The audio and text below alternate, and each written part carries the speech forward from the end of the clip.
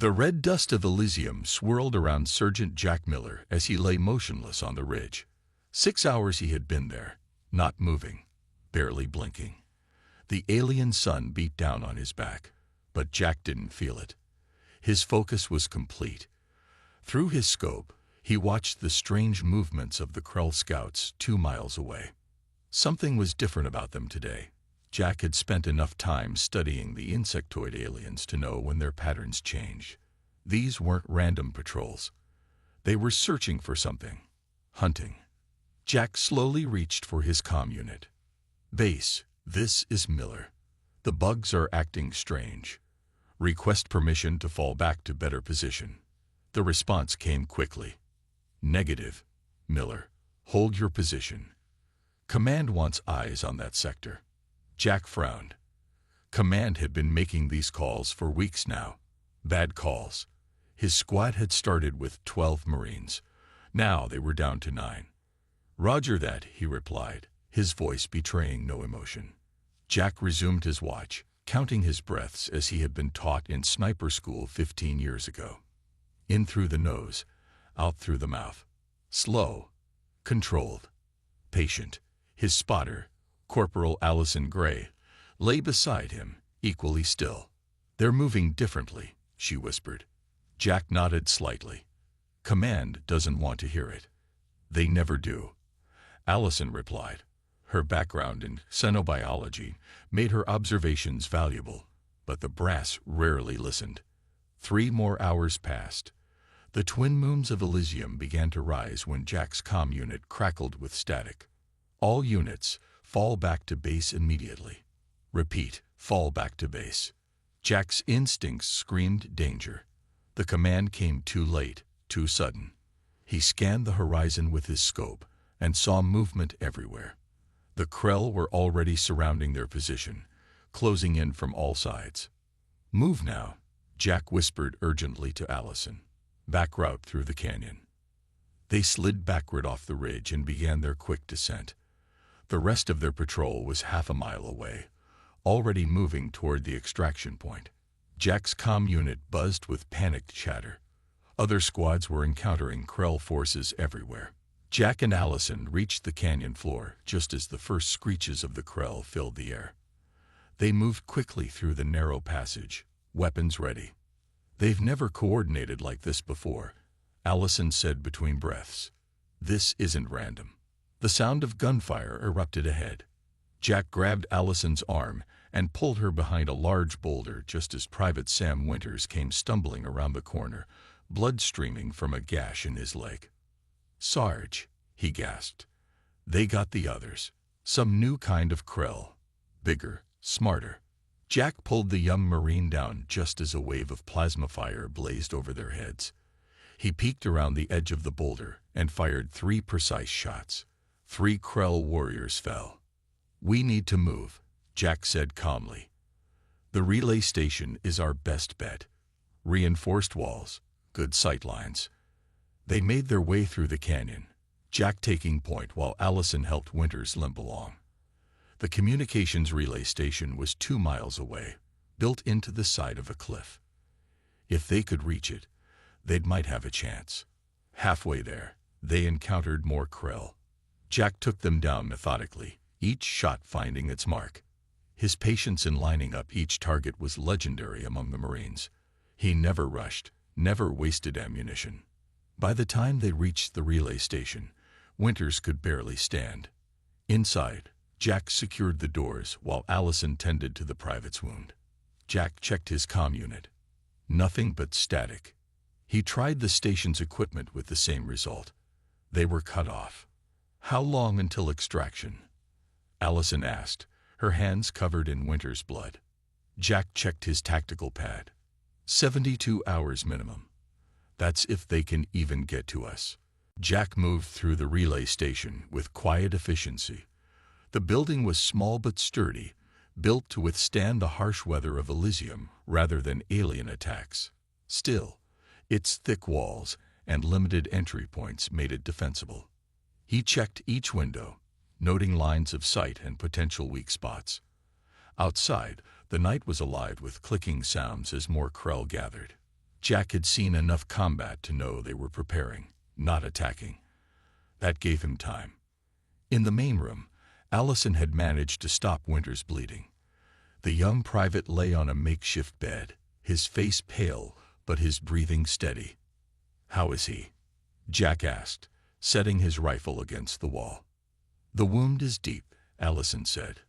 "I've done what I can, but he needs real medical attention." Jack nodded and began emptying his pockets and pack.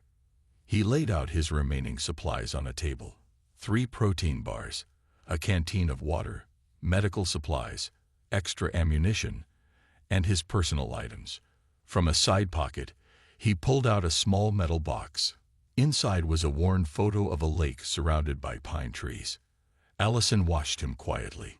"Is that home?" "Northern Minnesota," Jack replied. "Little place called Minor Lake. Family has a cabin there." "Never figured you for the cabin type." Jack almost smiled. "There's a spot on the North Shore. You can sit there all day, never see another person. Just you and the water." He closed the box. Good place to learn patience. He put the box away and moved to the station's systems. Most were fried or offline, but the emergency power still worked. Jack activated the outer motion sensors and connected them to his tactical pad. "Get some rest," he told Allison. "I'll take first watch." Jack positioned himself by the west window, the direction with the most Krell activity. His rifle rested comfortably in his hands as he settled in. This was familiar territory for him. The waiting, the watching. He had once spent 9 days in a hide on the ice planet Novaris, waiting for a target. His spotter had gone half crazy from the boredom, but Jack had remained perfectly still, perfectly focused. Hours passed. The first of Elysium's moons set, leaving only the smaller one to cast weak light across the landscape. The motion sensors beeped occasionally as Krell moved just at the edge of their range. Near midnight, Allison joined him at the window. "You should be sleeping," Jack said without looking away from his scope. "Winters is stable," she replied. "And I've never been good at sleeping in combat zones." They sat in silence for a while, the quiet comfortable between them. "How long have you been doing this?"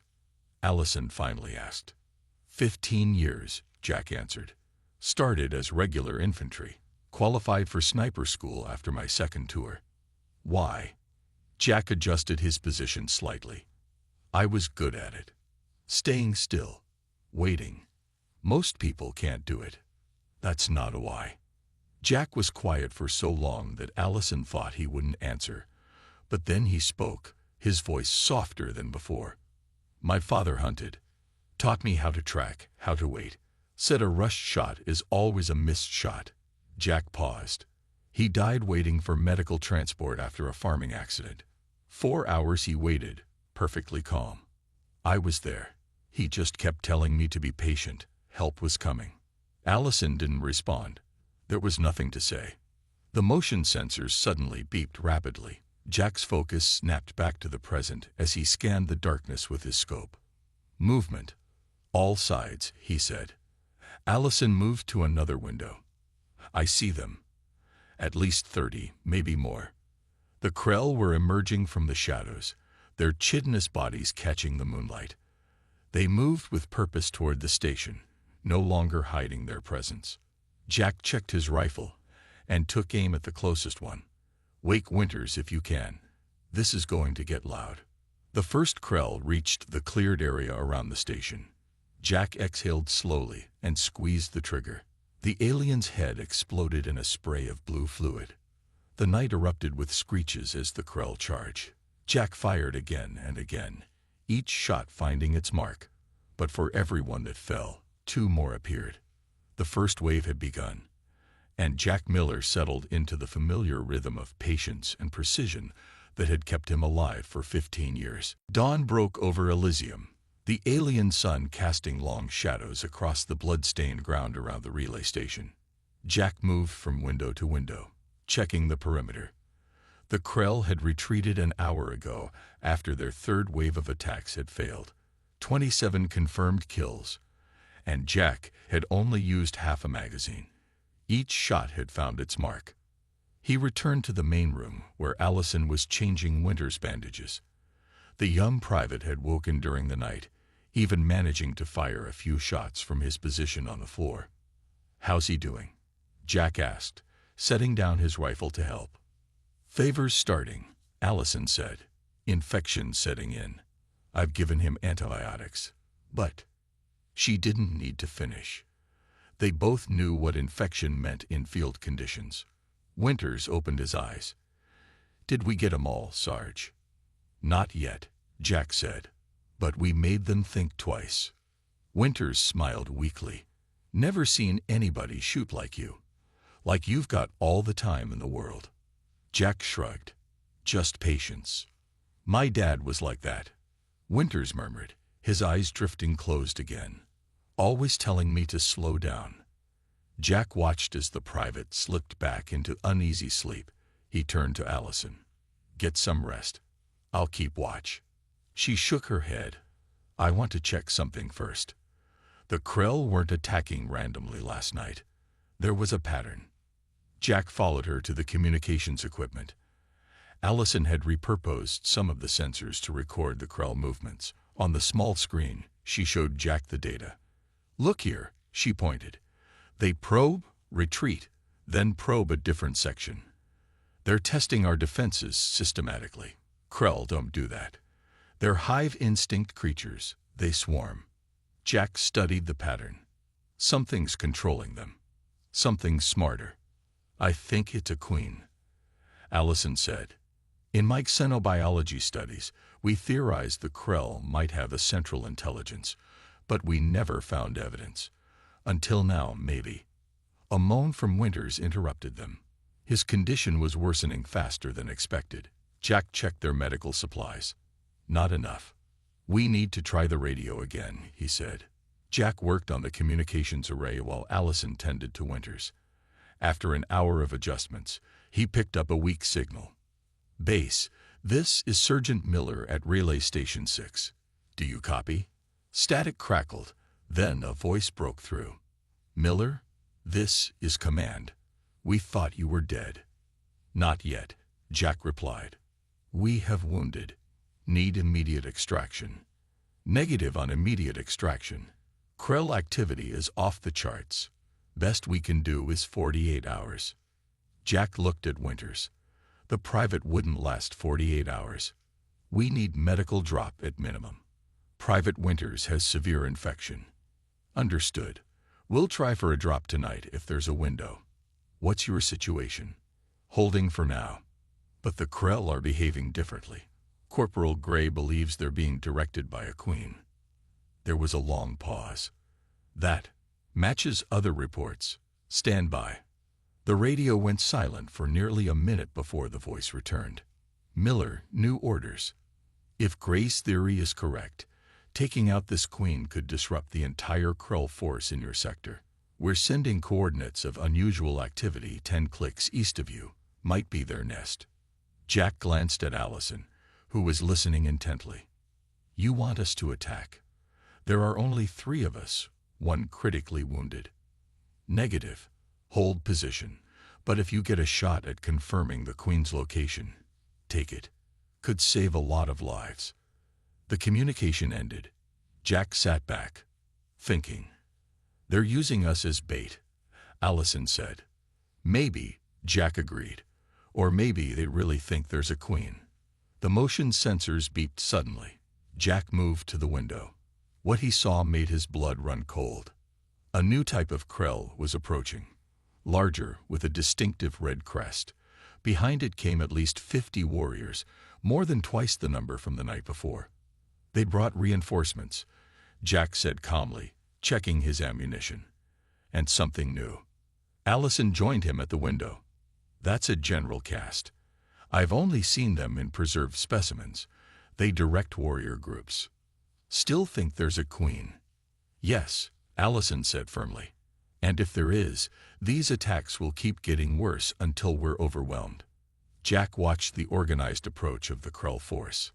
For the first time since the siege began, he felt a flicker of doubt.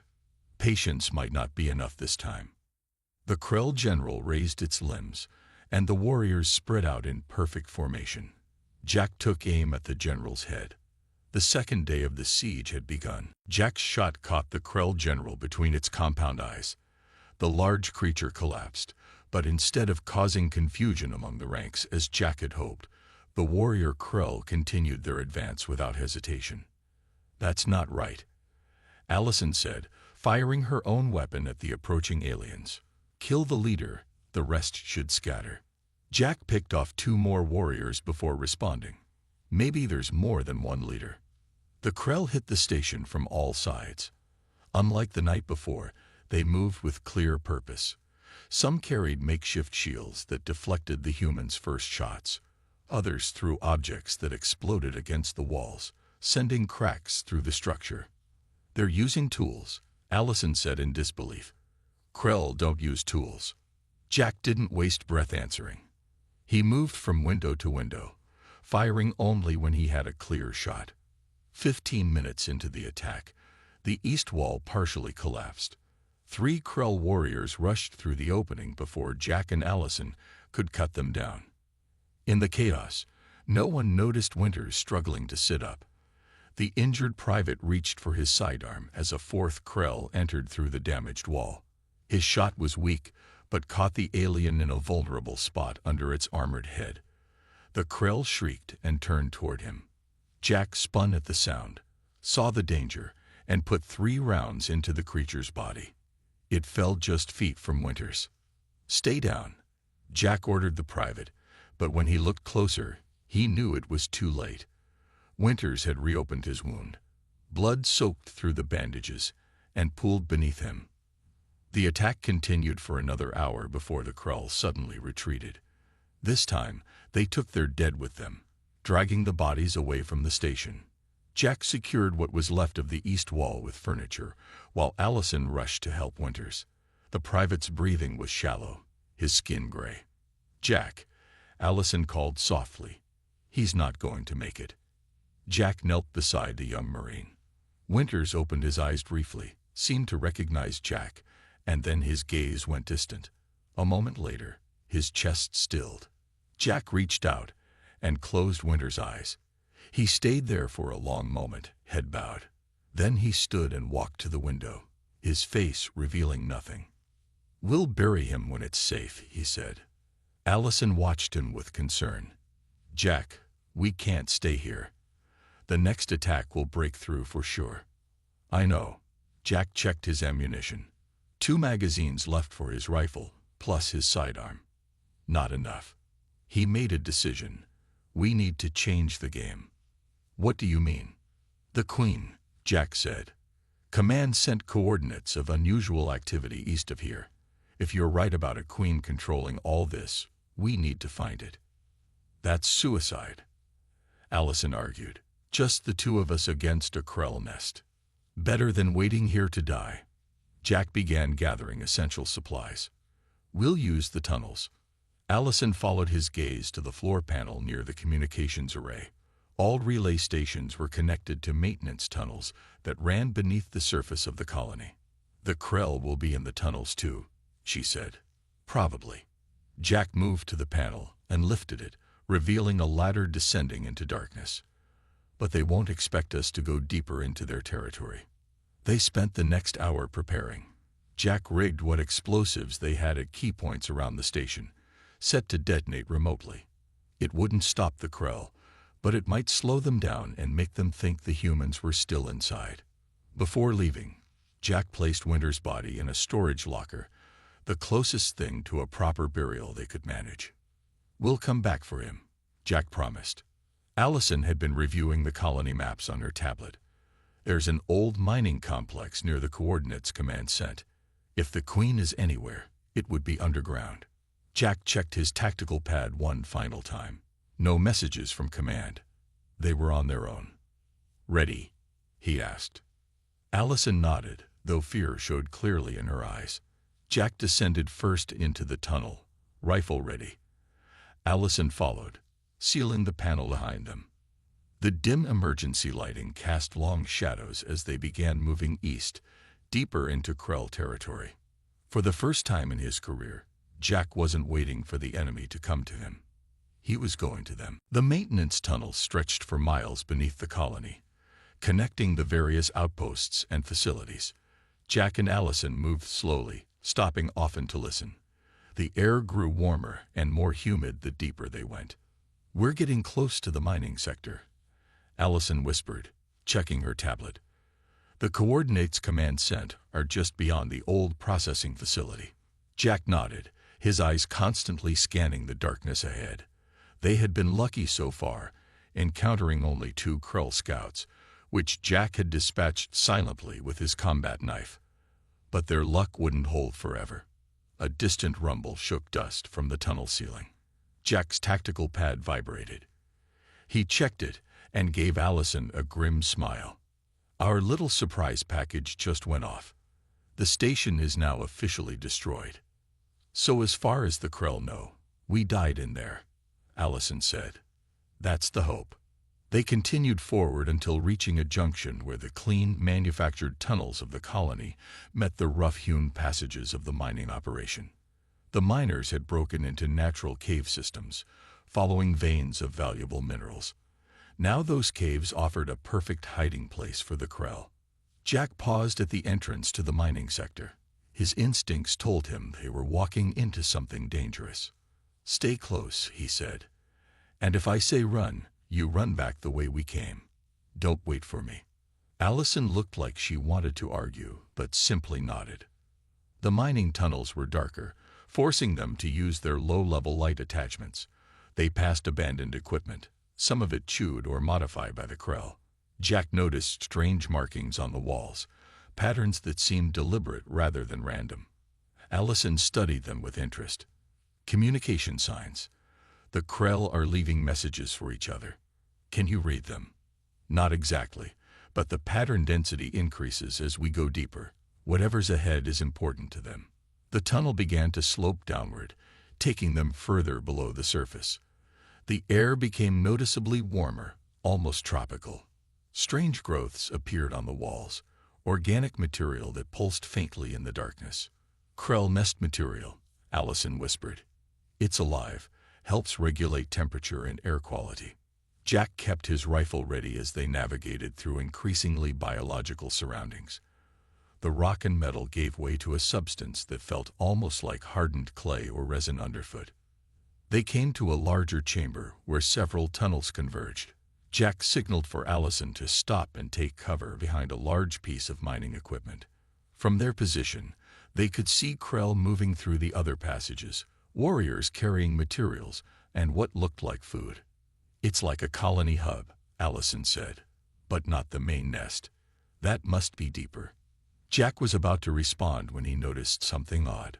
Some of the Krell were escorting what appeared to be human figures. "Are those?" Allison began. "Colonists," Jack confirmed. "Still alive." The captured humans moved sluggishly, as if drugged. They followed the Krell without resistance, disappearing down one of the far tunnels. "We have to help them," Allison said urgently. Jack held up a hand. "We need to know what we're walking into first. There must be dozens of Krell down here." They waited until the chamber emptied, then quickly crossed to the tunnel where the colonists had been taken.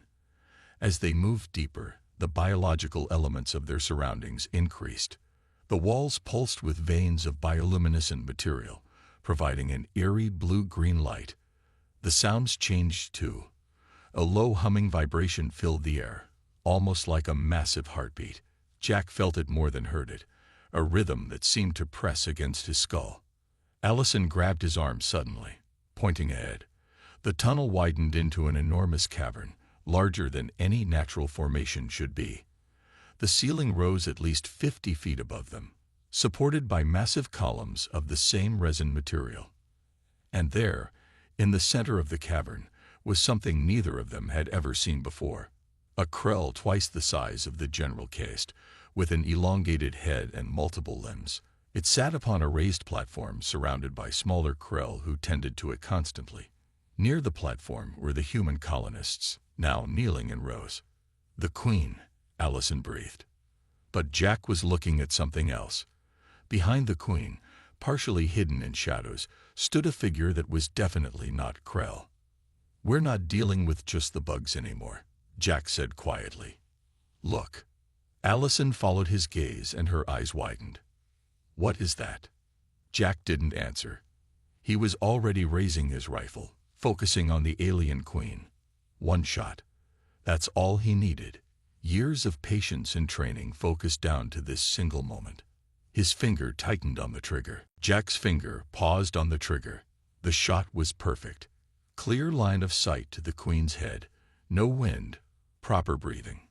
But he held back. The non-Krell figure had moved closer to the queen, revealing itself more clearly in the bioluminescent light. It stood on two legs like a human but was taller and thinner. Its skin was pale gray and seemed to shimmer like oil on water. The head was elongated with no visible ears and large dark eyes. It wore something that looked like armor or perhaps an environmental suit. "What is that thing?" Allison whispered. "No idea," Jack replied. "But it's talking to the queen somehow." The alien raised a hand, and the queen lowered her massive head. Something passed between them. Information, orders. Jack couldn't tell. But one thing was clear. The queen wasn't in charge. This new species was controlling the Krell. Jack adjusted his aim, targeting the unknown alien instead.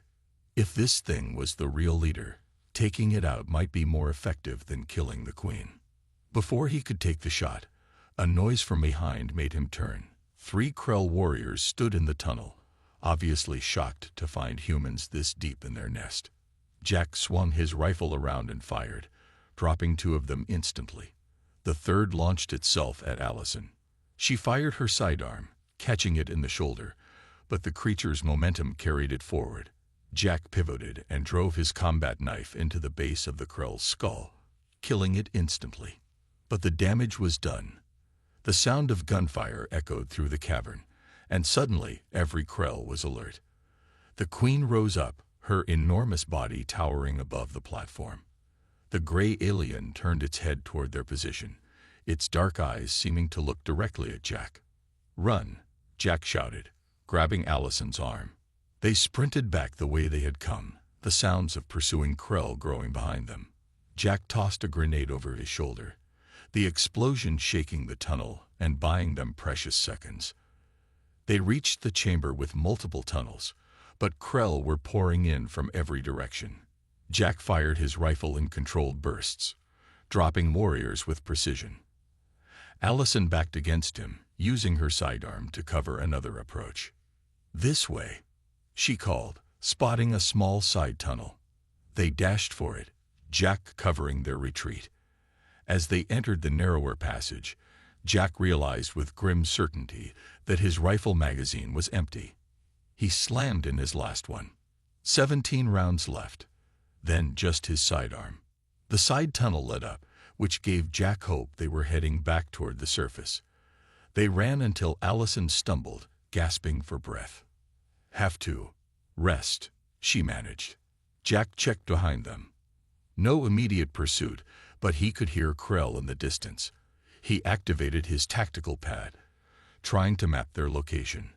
"We're off the main tunnels," he said. "This looks like some kind of air shaft. Might lead to the surface." "Jack," Allison said, her voice serious. "What was that thing with the queen?" "Some kind of alien controller. Never seen anything like it." Jack checked his ammunition again, a habit born from years of combat. "Makes sense now. The Krell never showed this level of intelligence before. They're being directed by something smarter. We need to report this. Command has to know what they're really fighting." Jack nodded. "First, we need to get out of here." They continued up the shaft until it ended at a metal grate. Jack pushed against it, but it was firmly attached.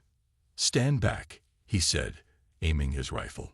The shot echoed loudly in the confined space, but the grate broke free. They emerged into the early evening light of Elysium, near the base of a rocky hill. In the distance, they could see the smoke still rising from the destroyed relay station. "We need to get to high ground," Jack said. "Try to make contact with command." They had only gone a few hundred yards when Allison spotted movement in the gathering darkness. Krell warriors were emerging from hidden tunnels all around them, dozens of them, cutting off any escape route, and leading them was the gray alien, now clearly visible in the fading light. It pointed directly at Jack. The Krell charged from all sides. Jack raised his rifle, knowing it wasn't enough, but he would make every shot count.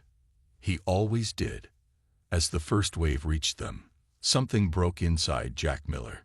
15 years of perfect discipline, perfect patience, perfect control. It all shattered in an instant.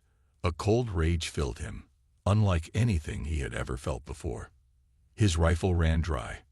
He drew his sidearm. That too was soon empty. Then he was using his knife, his hands, anything he could. The world narrowed to a tunnel of pure violence. It wasn't ammo he had run out of. It was patience. The extraction team found them at dawn.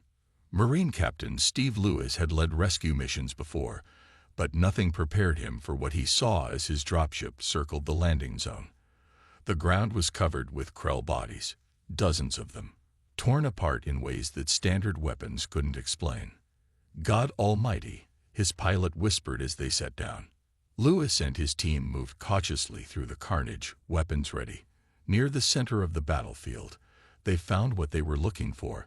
Sergeant Jack Miller sat on a rock, his back straight, rifle across his knees. His uniform was shredded and covered in the blue blood of Krell. Beside him lay Corporal Allison Gray, unconscious but breathing. The sergeant was watching the horizon, as still as a statue. "Sergeant Miller." Lewis approached carefully. Something about the man's eyes wasn't right. Jack turned slowly, his gaze focusing on the captain as if coming back from somewhere far away. "You're late," Jack said, his voice raw. "We came as soon as we could." The Krell suddenly broke off their attack on the main colony, like something called them away. Lewis looked around at the bodies. "I guess we know why now." Medics rushed to help Allison. She had a deep cut on her leg, but no other serious injuries. As they moved her to a stretcher, her eyes fluttered open. She grabbed Lewis's arm. "The gray one," she said urgently. "Did you find it?" "Gray one. Alien. Not Krell. It was controlling them." Lewis shook his head. "We didn't find any other alien types, just Krell." Jack stood up slowly, every movement stiff and pained. "It escaped. Underground. Back to the Queen." The medics tried to examine Jack, but he waved them away. "Take care of her first." "Sir," one of Lewis' Marines called from nearby. "You need to see this." The Marine pointed to a dead Krell warrior unlike any Lewis had seen before. It was larger, with a red crest and specialized limbs. "General caste," Jack said flatly. "They have warriors, workers, generals, and a queen." Lewis stared at him. "A queen. Command will want to hear about this." "Command knows," Jack said. "We told them days ago." As they boarded the dropship, Jack finally allowed the medics to treat his wounds. His body was a map of cuts, bruises, and what looked like acid burns. The medic shook his head in amazement. "How are you still standing, Sergeant?" Jack didn't answer. He watched through the window as the dropship rose above the killing field. From above, the bodies formed an almost perfect circle, with a clear space at the center where he and Allison had made their stand. At the Colony Medical Center, doctors sedated Allison for surgery on her leg. Before she went under, she grabbed Jack's hand. "You saved us," she said. Jack shook his head slightly. "You were right about everything. The Queen. The controller species. They'll be back." "Not for a while," she smiled weakly. "You scared them." After Allison was taken to surgery, Jack was left alone in an examination room. He sat perfectly still, the way he had been trained to do for hours in sniper school. But inside, something had changed. The perfect control he had maintained for 15 years had broken, revealing something even he hadn't known was there.